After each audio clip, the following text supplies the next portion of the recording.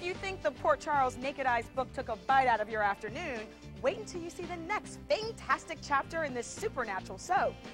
Did I just say fantastic? ABC's Port Charles is taking a bite out of the network's daytime lineup. I will not allow it. For one day only, One Life to Live will give up its 1-hour time slot when Port Charles debuts its 10th book, Surrender.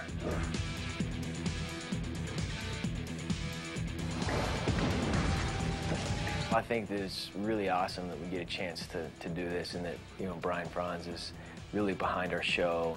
It's a great episode, and I think that there's going to be a lot of different shock factors, but we were really pleased with it, and I think fans will just drop their jaw. Viewers really got sucked in during the summer of 2001 when Michael Easton appeared as sexy vampire Caleb in Tainted Love. We are one, everlasting. The vampire story continued into PC's next arc, Tempted. Are you like from heaven? Despite the lurking evil, there was an unexpected romance between angelic Wraith and town good girl Allison Barrington. You're an angel. One of the things that fans of this couple liked was that there was this quirky character that fell out of the sky that this girl kind of dug. Tempted also spelled the demise of Caleb. No more! Or so we thought. This man isn't who he says he is. He is not Stephen Clay. His name is Caleb Morley, and he's a vampire. By PC's 9th book, Naked Eyes, Michael Easton returned as part of the Stephen Clay experience. Did you just call me a vampire? A vampire? Naked Eyes created an opportunity for daytime vet Ian Buchanan to join the PC cast as the mysterious band manager, Joshua. I wanted to coax out of you everything you know about Stephen. And then I was thinking of killing you. As the story progressed, viewers found out that Stephen was really Caleb, opening new wounds for Allison's mom, Elizabeth. The coolest thing about this whole vampire thing is to still try to approach it realistically. So how would you really feel it? So as Naked Eyes ends and Surrender begins, what can fans expect? Our special is going to be really neat. Definitely some surprises. And what about Port Charles' daytime darlings, Rafe and Allison? You can look forward to some roller coaster rides, I guess. Oh my God. They have an obstacle to deal with, and it's something that they have to deal with together. ABC is hoping that whether or not you're a diehard fan or a first-time viewer of the supernatural soap, that you'll surrender yourself to Port Charles for 1 hour. Are you sure you still want to go out? And I want to do this thing till dawn. On ABC's Port Charles, she plays Marissa, a professional reporter who sees the world in black and white. Ricky, what are you doing with my stuff? In real life, Joy Bisco sees the world in living color. Coming at ya! Wow! Yep, Joy's the name, and paintball's her game. We're at New Max Army and Navy Paintball Shop. Okay, that's a mouthful. That is. What is the connection with you in this store? This is my store. Joy and her boyfriend blasted their way into the paintball business in 1999. They started small, but now these two hotshots have an entire arsenal. It actually started with 9 guns on the wall. And as you can see, there is a plethora of guns. A menagerie of guns. And then we also cater to the Army, Navy surplus people. While the store's an ongoing project, Joy's love for the sport is solid. So where did her joy for paintball start? My boyfriend Arnold is a professional paintball player. I love it. It's just part of my life. It's, you know, just as much as Joy is into acting, you know, I love paintball. An opportunity came by where he knew someone who was selling his store, and we bought it, and we just kind of turned it into this. So I guess I got kind of like pulled in, but I'm glad I did. Since I didn't know a thing about paintball, Joy let me in on the secrets of the sport. Well, these are paintball guns, and it's basically from this end of the wall to like about yay around here. It's all recreational, and price-wise, it starts from $99 all the way up until around $250. So for someone just starting, this is a good this is portion very of the wall. ideal. Okay. This is very ideal. Between the gun, the paintballs, and extra gear, this sport can cost some big bucks. The case of paint will range anywhere from $50 to sometimes $90.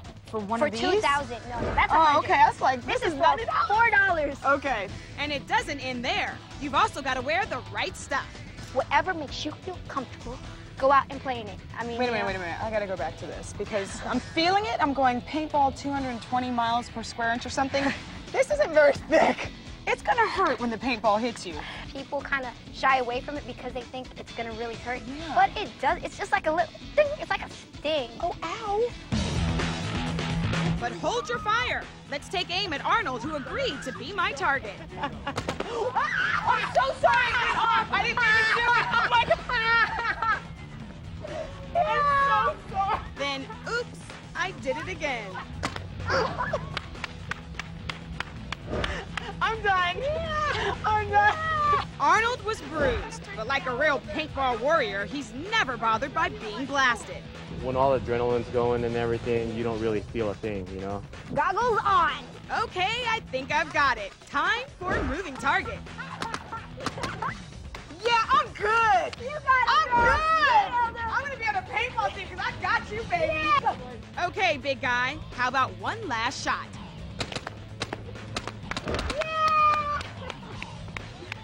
I think I'm addicted. Oh, yeah.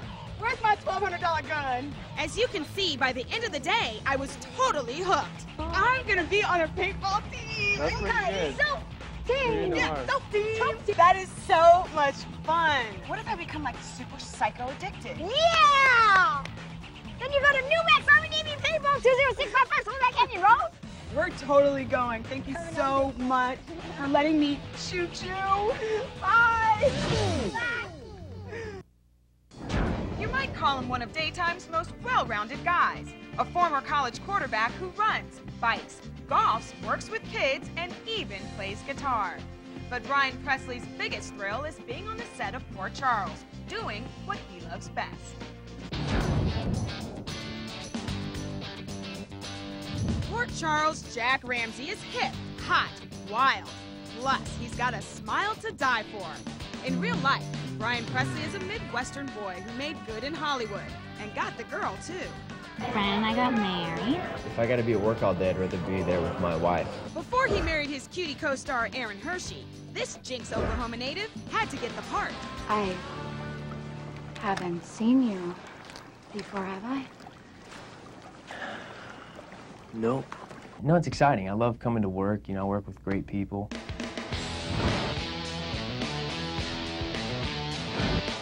I have an awesome job. No complaints. Soon after being cast, Brian was sprouting fangs in one of PC's most popular story arcs. You don't know who you're dealing with, or what I can do. My favorite story was Tainted Love.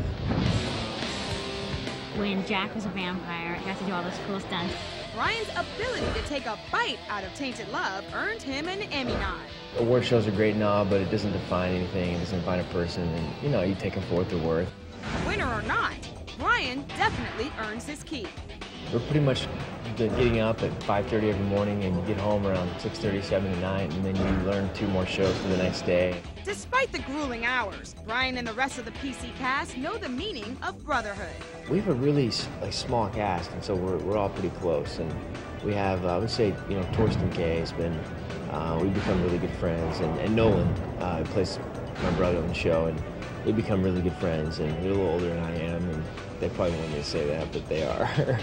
Besides working with his beautiful wife and his friends, it's the fans who keep Brian blazing. Go, Brian! It's amazing how committed fans stay to the show and to their characters. When we get a chance to go say thanks, and thanks for supporting us and watching us, is, you know, that's kind of what it's all about. Rockets loaded with canisters of diamond dust are hurtling towards Port Charles. Whether or not they're villains from the past or rogues from the present. Don't you get it? ABC has always provided its daytime viewers with the best of the baddies. This could be very interesting. What's so good about being so bad? Whatever it is, fans can't seem to get enough.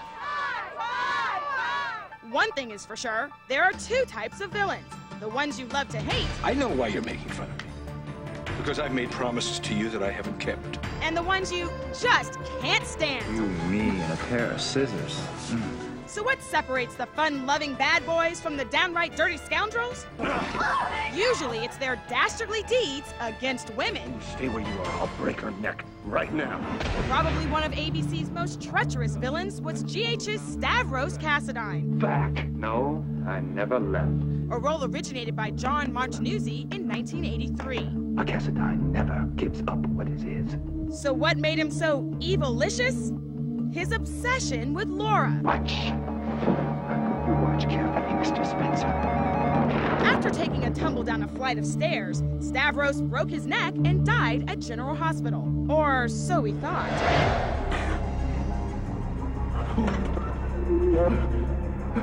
I'm bad.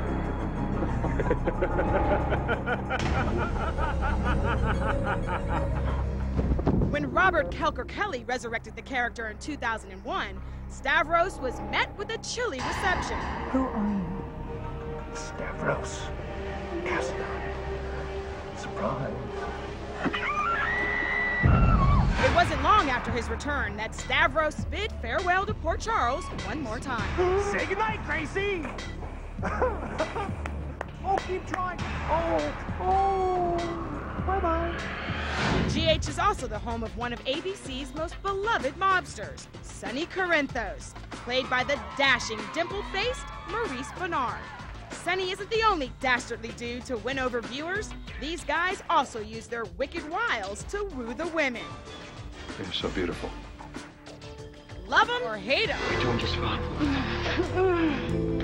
You can always count on some manly meanies to make your day. Somebody help us! On ABC's General Hospital, Elizabeth Weber is strong, sassy, and savvy, but unlucky in love. In real life, Rebecca Herbst is all of those things, except for one. She's surrounded by love, and lots of it. My parents have been married for 32 years, and they have always just taught me to be who I am and to go after what I want and to never give up on my dreams. And that's exactly what the lovely young actress has done. In 1997, Becky was cast as the feisty Elizabeth Weber. Why are you making such a big deal out of this? Your safety is a very big deal to me. I was with Lucky. 2 years later, fate intervened when former GHer Michael Saucedo was cast in the role of Juan. Although their characters didn't cross paths much, that didn't stop the two from finding real love. Now the two are the proud parents of this little cutie, Ethan. Michael and I, we have a complete balance down at home. I've been fortunate enough to have a stay-at-home dad, and Michael stays home right now with the baby. There's nothing better for the child than to be home all day with a parent. For these new parents, it's just a short ride to grandmother's house, a spectacular home nestled in the hills of Southern California. This house is just special to me because I came here when I was 14, and I went through all my high school years here and made a lot of my friendships in this house, and just the fact that my parents are still here. It's home. And it's still home for other reasons as well. We do have a lot of animals. Thank goodness they all stayed home with my parents. We have about 6 rabbits and 2 squirrels. I actually have a dog at home. Her name is Sadie. Michael is a huge dog person. I am not. And he decided when I was pregnant that he wanted to get a dog. So he went to the pound, unbeknownst to me, and was searching for a dog. Found one, took me there. I said, no, absolutely not. I don't want the dog. You don't like dogs. And we drove away, and I saw the look on his face, and I said, fine, turn around. And now I just love that dog. 1, 2, 3. So how often do they visit? We come here probably just about every day. Maybe, 5 days a week. We're here a lot. My parents watch the baby a lot when we go out to eat, or even just going to the grocery store. It's so much easier not having a child with you. Being a mother has given Rebecca a newfound respect for her own mom. I've learned so much being a parent. I have a ton more respect for my mom, and I've always respected my mom. So now it just blows me away how she was able to do it with 2 children. I have learned so much patience from becoming a mother, and I've really learned how to balance my work and play and being a mom. taken a lot of work, but I seem to have figured out the formula. We're coming to you from the set of Port Charles, one of daytime's edgiest, youngest, and hippest shows. So what makes PC such a big hit with the fans? Just look between the lines, the storylines. If you're looking for a supernatural experience, then hitch a ride to ABC's Port Charles.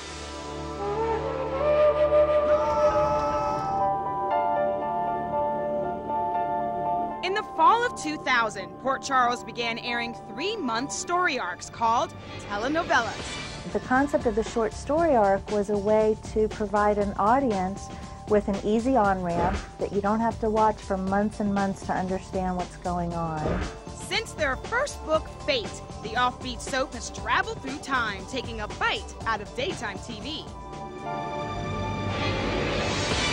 One of their most popular stories has been Tainted Love. I would say, I mean, my favorite story was Tainted Love. For sure, the vampire story. When Jack was a vampire and he got to do all this cool stuff. So I remember when Brian was doing that, we were just friends. Well, maybe not everyone agrees. Your little guy. Daniel. There's no reason to cry. For Brian Gaskell, miracles happened for him and his heavenly character Rafe during PC's 5th book. I think I really found the character during Miracles Happen. I loved starting off every episode writing in the journal.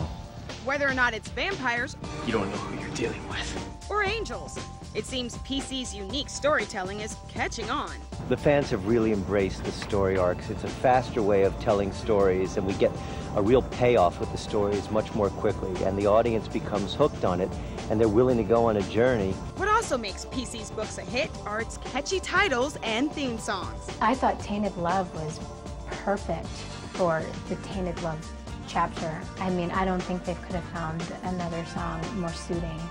The music for Naked Eyes was written and produced specifically for the show's 9th story arc. It's all perfect. It's erotic, it's sensual, it's a journey of so many people. So what's ahead for ABC's breakout soap? Well, it depends on whom you ask. You're going to see new characters, old characters, new characters intermingle, and I think it's just going to be lots of drama. You'll just have to tune in and watch, but I promise some really great stuff on Port Charles.